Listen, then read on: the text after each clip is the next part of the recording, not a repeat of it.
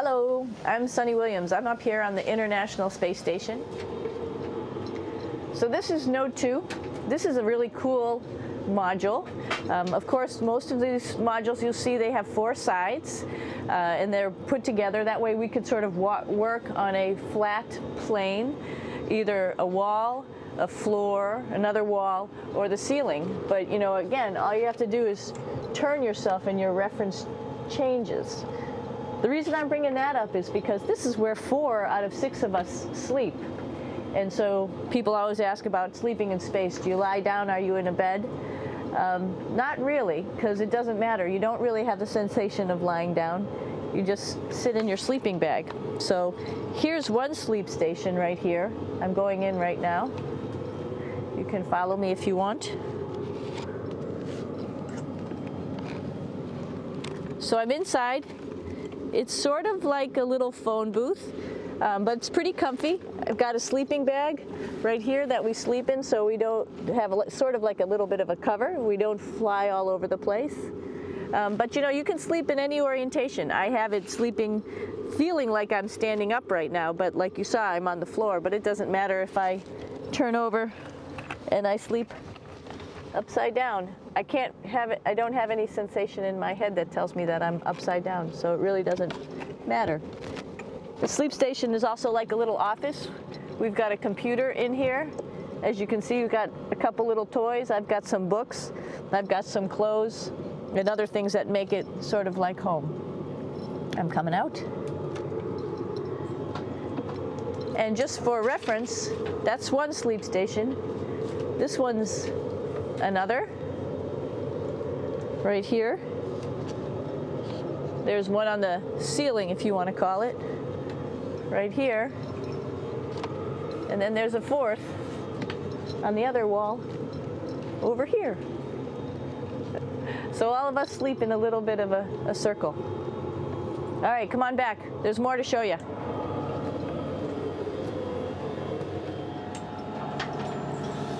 I know that there's some questions about how to use the bathroom and how do you actually live in space like normal, like at home. I mentioned real quickly about getting up in the morning and brushing your teeth and washing your face. Well, how do you do that? Well, here is the bathroom essentially. You get up in the morning and we have a little kit and it has all the essential things that you need, like your toothbrush and toothpaste and brush. See how much better the brush makes my hair look? I'm just joking. It still stands up straight. It doesn't matter where you are. It's always going to stand up straight while you're up in space. A lot of people ask about toothbrush and toothpaste. So, luckily enough, toothpaste, you can do it upside right this way, is sticky, and so it sticks to your toothbrush. No problem. Another cool thing is that water sticks to your toothbrush too. If you can see it, I'll have some water come out. The water is pretty neat up in space. It'll stick to your toothbrush and it will make a big bubble, and that's just by surface tension. And then you can drink it. So a lot of people ask about what do you do with the toothpaste after you brush your teeth.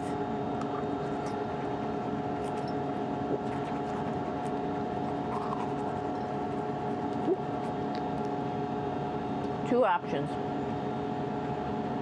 Swallow it, and it's sort of like mouthwash, but it tastes a little gross. Or you can just spit it out in a paper towel, and then you don't have to worry about it. Swallowing thing I wouldn't recommend at home. I'm only up here for 4 months, so it's not that bad. One of the most pressing questions about living in space, of course, is the bathroom. So let's take a look at that little piece of work. Come on in.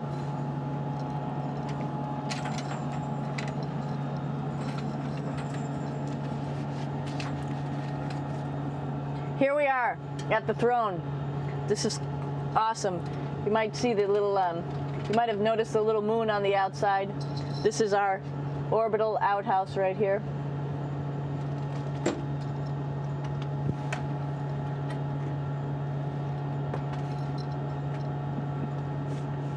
And of course, it serves for two functions. Number 2, right here. I'll show you. But you see it's pretty small, so you have to have pretty good aim, and you'll be ready to make sure things get let go the right direction. And it smells a little bit, so I'm closing it up. And that's of course for number 2.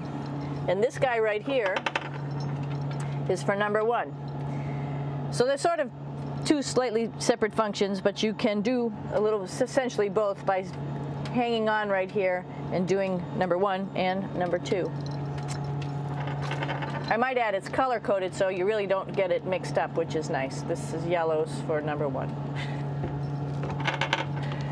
And also there's a selection of paper. People always ask about toilet paper. What do you do with toilet paper? What kind of toilet paper do you have? We have gloves, just because sometimes it does get messy. We have some Russian wipes, which are a little bit coarse if you like the coarse type of toilet paper. We have some nice tissues, which are nice and soft if you like soft toilet paper. We have Huggies, just for any cleanup. You know, we were all babies once, and this sort of helps. And then if things get really out of control, we have disinfectant wipes, just to make sure we clean up here. Because, you know, just like the water I showed you, the number 1 stuff can sort of go all over the place if you don't aim correctly. And did I mention both of these have a little bit of suction, so they should keep things going in the right direction.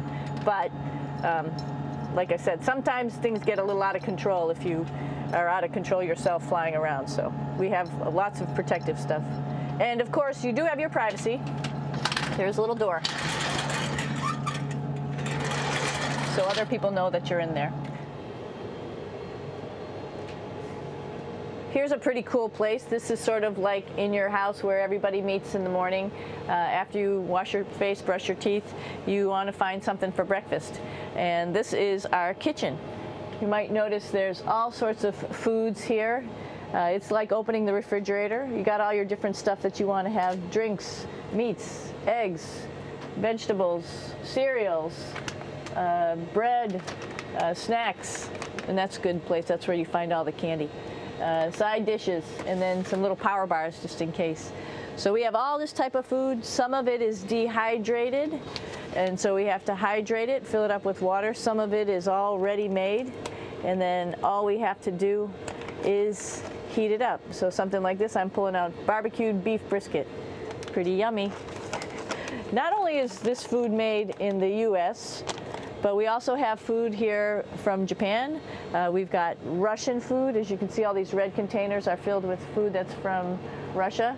And then we get some of our specialty stuff, some things that we like, some of our favorite stuff that your family can send up. In fact, I like fluffernutters, and so I got sent up some fluff so I could make my fluffernutter with peanut butter. So you have a lot of food up here, no problems.